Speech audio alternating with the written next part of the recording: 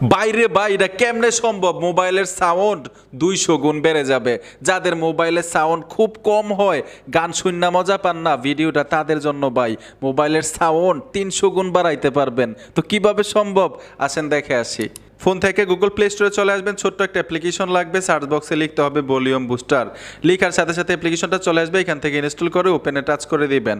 Tap দেওয়ার সাথে সাথে পারমিশন চাইছে, অ্যালাউ করে দিবেন। বুস্ট লেখা আছে, এইখান থেকে আপনারা 20% করে দিবেন। দেখুন আমি 20% করে দিলাম। 20% করার পরে এখান থেকে বের হয়ে আসবেন। ছোট্ট আরেকটা কাজ করতে হবে, মোবাইলের মধ্যে কিন্তু প্রত্যেকটা স্পিকারের সামনে দেখবেন ছোট ছোট ছিদ্র থাকে।